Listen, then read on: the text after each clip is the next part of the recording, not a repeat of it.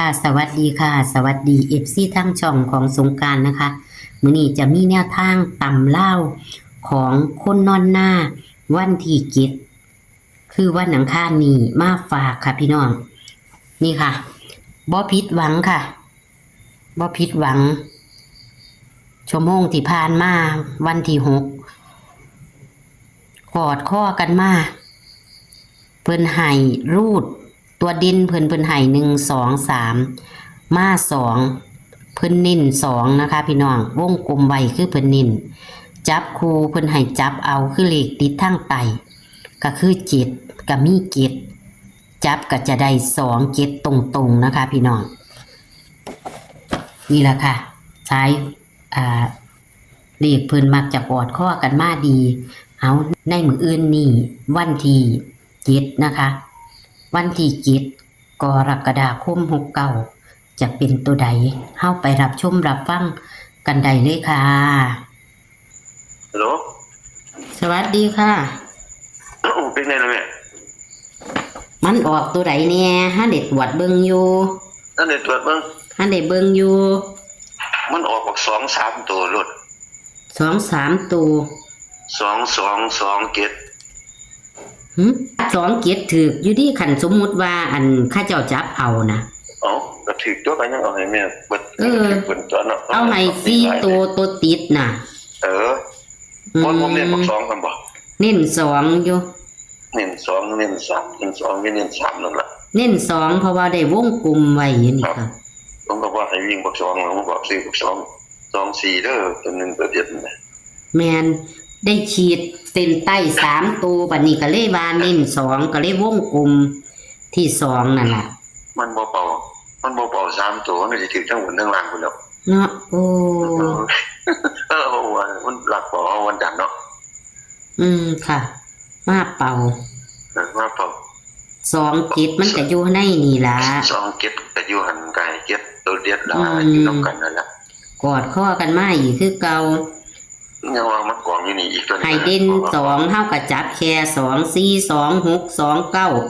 2 7ก็เข้าตรงๆเลยกันเพราะว่าตัววิ่งเฮาน่ะให้วิ่ง2ให้เน้น2โอ้พี่น้องเอ้ยสุดยอดแล้วมีผู้ถือนำบ่น้อ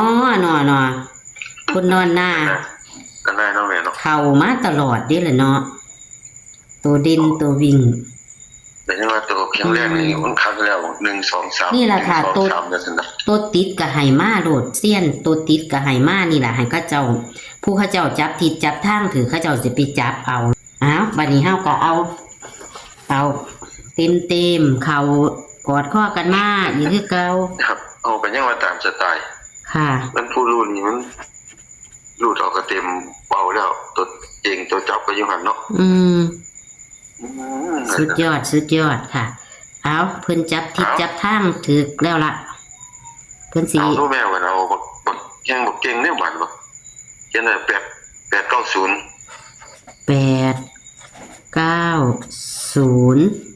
บักบ่ผิดหวังวันนึงค่ะมันกลับมาอีกบักนั้นก็บ่คิดตะเคียนหรอกแม่ช่วงนี้บ่เก่งเฮานี่แม่นจับมันอยู่หั่นแต่เฮาจับบ่นี่ก็เน้นบ่นี่สินั่นล่ะบาดนี้ตัวนั้นมัน2-4-5แม่2-4-5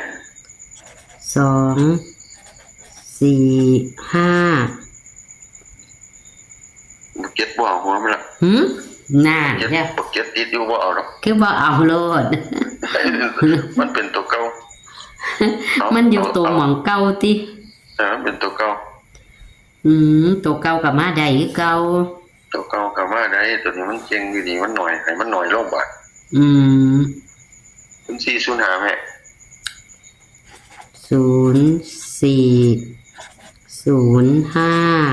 0405คะแนน0บาดนี้84 85ครับ84 85แถม83ให้มันได้6คู่ซะค่ะ มันมีที่ตินี่83 81 87นี่ก็ได้เบิดละคันสิเอาว่าเก็บบ่เอาว่านี่ ม อืม ตัวที่หกนี่อีหยังค่ะ 83เลยติแม่ แม่นค่ะ มันมีอยู่เอาบัก02 02ครูมัน ค่ะ พอตั้งกันแล้ว บ่แน่ ขั้นบักเก้าหันผมบ่จับเอามาใส่นี่รถเด้อ อืม เดี๋ยวนี้ผมเน้นเลยคือบัก8กับบัก0นิ่น8กับ0ครับคือตัวเดียวว่าสิเน้น0นี่ล่ะ ค่ะ ครับ แต่ว่ากับบัก8กับบัก0คือเก่งกว่าบักเก้าแต่ว่าขั้นเสียวบักเก้า92 94 95นี่เด้อ อืม ตามที่เคยเห็น ค่ะ โอ้ยอยากหัวเนาะ2 2 2ชอบอันนี้ 2-3 ตัว เอาบางอย่างมาสับกันยังสิ บ่ ตาม ทันได้เบิ่งค่ะ เพราะว่ากินข้าวแล้วก็ย่านเด้อคักเข้ามาเลย ตกเลยนั่งถามแม่เยอะ ค่ะ เพราะว่ายามมื้อเช้าน่ะมันนอนดึกแล้วมันอยากตื่นสวยค่ะ ครับ เลย ผมตื่นเช้าอยู่กันเลยบ่ทันได้พ่อสินอนเลยบอกว่าจังซี่ครับแม่เบิ่งเอาอีกเฮาหัว ตัว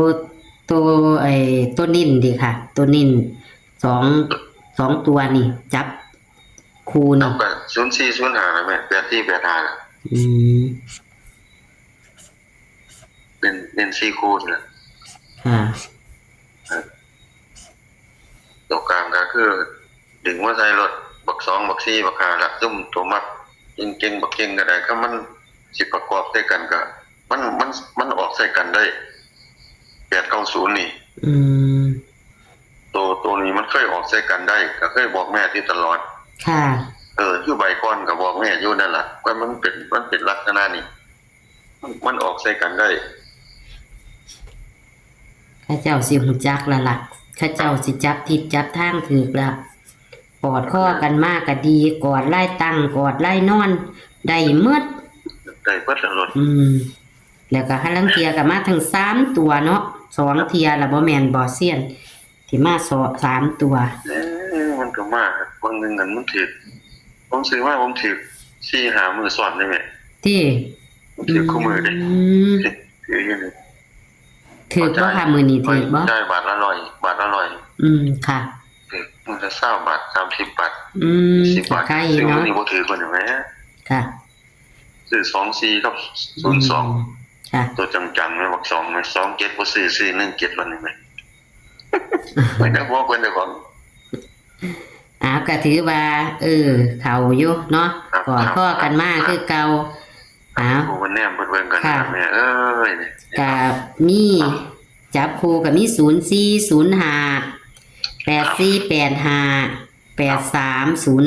เนาะค่ะ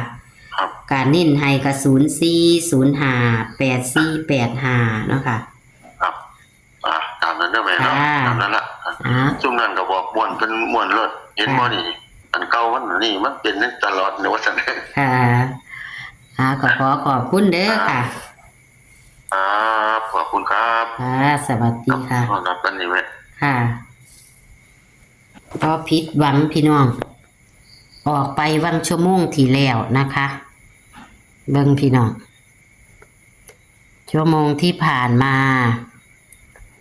ตัวดิน เพิ่นไห่วิ่งรูด2วงกลมไว้นะคือเพิ่นไห่รูด2เด้อค่ะ พี่น้องตัวดินมา3ตัว แล้วก็ตัวติดเพิ่นกะมา4 6 9 7กะมา7จับมาใส่กันกับสิ2 7เนาะค่ะ ตัววิ่งนะคะ คือเพิ่นให้2เพิ่นกะมีตัวติดกะให้จับใส่กัน เพิ่นจับบ่ถือค่ะมื้อนี้เพิ่นจับ28นะคะ เพิ่นบ่ได้จับ27นะคะ จับคู่บ่เข้านี่ค่ะ มื้อนี้นะคะ คนนอนหน้าให้มาแล้วค่ะ จับคู่กับมี6หางนะคะ ตัวนิ่นก็คือปากกาแดงขีดเด้อค่ะ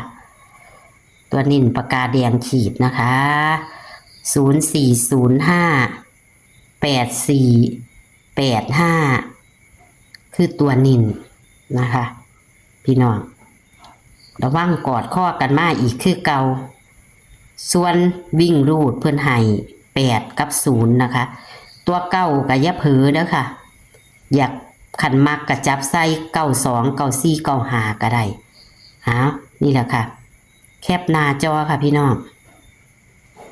แคปหน้าจอนะคะตำล่าววันที่7กรกฎาคม69คือมื้ออื่นนี่นะคะเฮาทายทำไว้ย่ำคืนพ่อเลขออกแล้วหวยออกแล้วเพิ่นก็ให้เลยค่ะพี่น้องคลิปนี้ก็ให้โชคมันนำคนนอนหน้าอีกคือเก่าค่ะพี่น้องอย่าลืมกอดข้อกันมาดีค่ะคลิปนี้ก็ฝากไว้ซ้ำนี้ค่ะสวัสดีค่ะ